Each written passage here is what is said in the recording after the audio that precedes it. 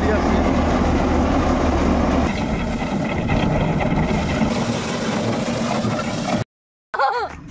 Hello guys, আজকে আমরা যাচ্ছি আমাদের মাঠে। আজকে ধান ঝাড়া হচ্ছে। যেহেতু আমরা গ্রামে থাকি, গ্রামের একটা বিশেষত্ব আছে, এই সময় মাঠে ধান হয় এবং সেই ধানগুলো আমরা কেটে মাঠ থেকেই মেশিন দ্বারা আমরা ঝেড়ে নিয়ে আসি, ঝেড়ে বাড়িতে নিয়ে আসি। আমি, সায়ন আর অঞ্জলি যাচ্ছি। আমরা চলো দেখাবো আমাদের গ্রামের মাঠ এবং গ্রামের পরিবেশ। এটা হচ্ছে আমাদের গ্রামের মাঠ। আমাদের গ্রামে আমার বাড়ির পাশের এই মাঠ, এখান থেকেই সকলে ধান কেটে বাড়ি নিয়ে আসছে।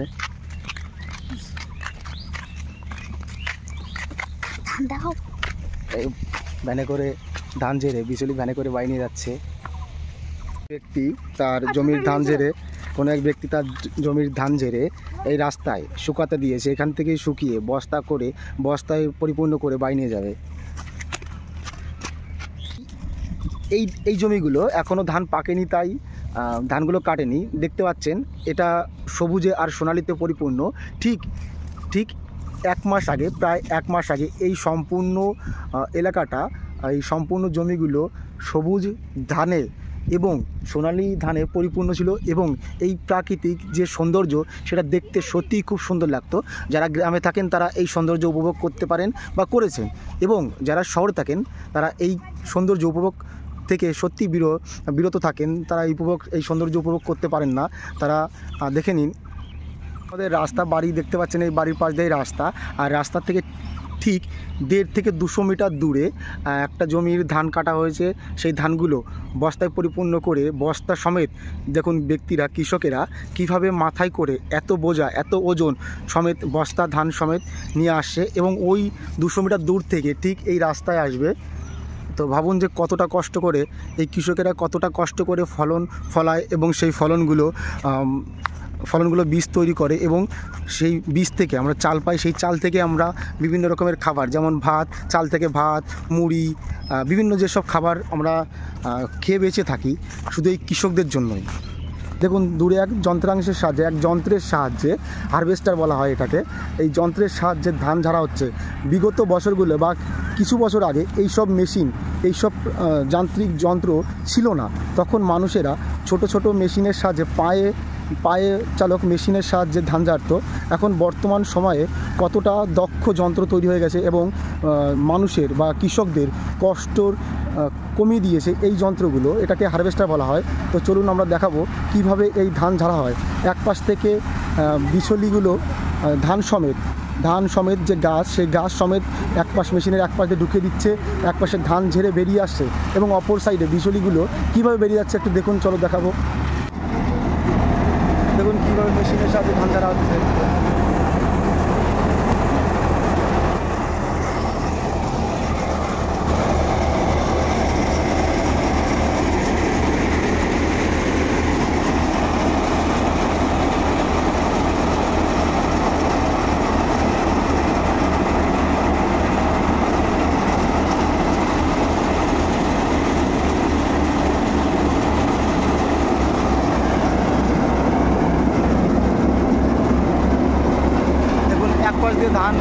ধান সমেত গাছ সমেত ধানগুলো দিচ্ছে। এক সাইড থেকে ধানগুলো বেরিয়ে আসছে, দেখুন ধানগুলো বেরিয়ে আসছে,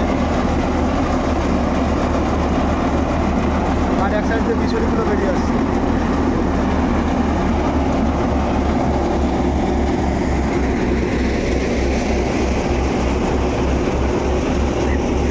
দেখুন কোনো এক মালিক বা কোনো এক কৃষক বা কোনো এক জমির মালিক এই ধান সমেত ধানগুলো ঝেড়ে বাড়ি নিয়ে গেছে এবং এই বিচুলিগুলো এটাকে বলে এটাকে পালা দিয়ে রেখেছে। পরবর্তী সময়ে এই বিচুলিগুলো হয়তো তিনি বাড়ি নিয়ে যাবেন। এখন আপাতত এই ধানগুলো ঝেড়ে এখানে রাখা হয়েছে, সেই ধান বাড়ি নিয়ে গেছে এবং শুধু বিচুলিগুলো রেখেছে। তো আমাদের এই যে প্রাকৃতিক যে দৃশ্য, পরিবেশ, আজকে সত্যি আমরা এই কৃষকদেরকে অসংখ্য ধন্যবাদ জানাই, যাদের জন্য, এই কৃষকদের জন্যই হয়তো আজকে আমরা আমাদের ক্ষুধার্ত পেটগুলো আজ পরিপূর্ণ হচ্ছে শুধু এই কৃষকদের জন্য। ধন্যবাদ জানাই শুধু এই কৃষকদেরই। একটু দেখুন, একটু এদিকে সব জমিতেই ধান ছিল। এই ধানগুলো কেটে আজকে কৃষকরা আমাদেরকে ধান থেকে চালে পরিণত করতে শুধু এই কৃষকদেরই ভূমিকা অপরিসীম। এই কৃষকদেরকে অসংখ্য ধন্যবাদ জানাই, যারা আমাদের ক্ষুধার্ত পেটগুলোকে পরিপূর্ণ করছে। ধানের ফলন শেষ হওয়ার শেষে এখন পটলের ফলনগুলো ফুলবে। দেখুন কী সুন্দর পটল হয়েছে। আর মাঠে ঠিক একটি জায়গায় একটি তাল গাছে অনেক বাবুই পাখির বাসা। তো ভাই সায়ন একটি বাবুই পাখির বাসা পেয়েছে, দেখাও। এই সেই বাবুই পাখির বাসা। এই পটলের ক্ষেতের পাশেই দেখুন রয়েছে ঝিঙে ক্ষেত। ঝিঙের ফলন ফলেছে এখানে। কোনো এক কৃষক তার জমিতে ঝিঙের ফলন ফলিয়েছেন। দেখুন ঝিঙে দেখাবো একটু। দেখুন ঝিঙের ফলন ফলেছে।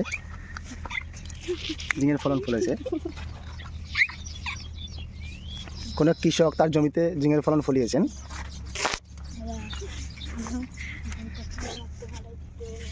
চারিদিকে শুধু সবুজ আর সবুজ।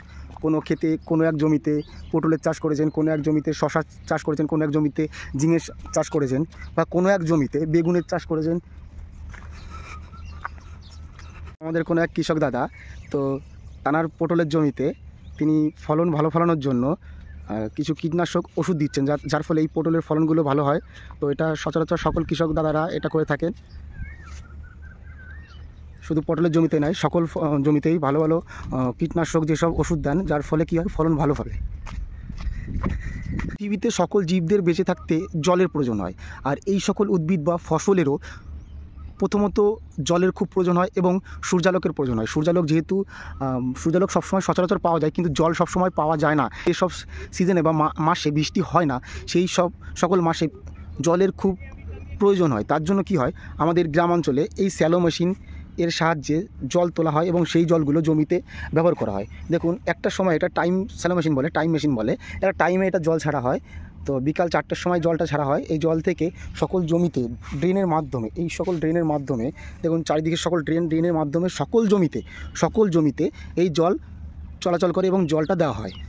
কিছু কৃষক পরিবারের ভাইয়েরা তো তাদের জমি তো আজকে ধান ঝাড়া হচ্ছে। দেখুন কীভাবে তারা ধান নিয়ে এবং এই মেশিনের সাহায্যে তারা ধান ঝাড়বে। আগে আপনারা দেখলেন কোনো যন্ত্রচালিত মেশিনের সাহায্যে, হারভেস্টারের সাহায্যে ধান ঝাড়া হয়। আর আর এই হারভেস্টারে আপনারা দেখলেন হারভেস্টারের মাধ্যমে কীভাবে ধান ঝাড়া হয়। আর এই হারভেস্টারে ভাড়া নেওয়া হয়, তো অতিরিক্ত পয়সা নেওয়া হয়। তো কিছু কৃষক পরিবারের কাছে হয়তো এই ভাড়াটা দেওয়া মুশকিল হয়ে যায়। তো তারা কি করে, তারা পা চালিত, তারা নিজেদের পায়ে চালনা করে এক প্রকার মেশিনে ধান ঝাড়া হয়। তো দেখে নিন তারা কীভাবে ধান ঝাড়ছে। কিছু কৃষক ভাই এবং দাদারা দেখুন কীভাবে তাদের নিজেদের পায়ের মাধ্যমে মেশিনের সাহায্যে ধান ঝেড়ে গাছ থেকে ধানগুলোকে আলাদা করছে। দেখাবো, চলুন দেখে নিন এটা কীভাবে ধান ঝাড়ছে।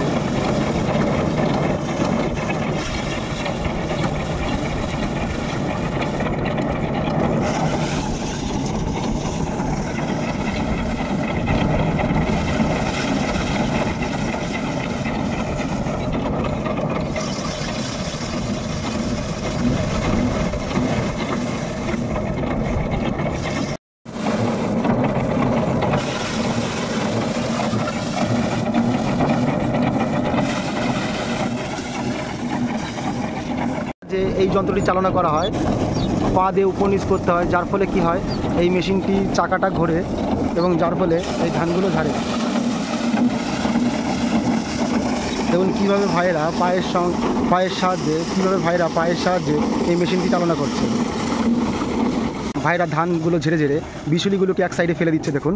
আর অন্য কৃষক দাদা ভাইরা সেই বিচুলিগুলোকে একসঙ্গে একত্রিত করে বড় বড় আঁটি বেঁধে এইগুলো মাথায় করে নিয়ে যেতে হবে। দেখুন কোনো কৃষক দাদা দেখুন মাথায় করে কীভাবে নিয়ে যাচ্ছে। ঠিক এইভাবেই ঠিক এখান থেকে আমাদের রাস্তা এখান থেকে প্রায় 500 মিটার দূরে, সেই 500 মিটারের মাথায় করে বয়ে নিয়ে যাবে। আঁটিগুলো নিয়ে কীভাবে পালা তৈরি করছে একটু দেখুন।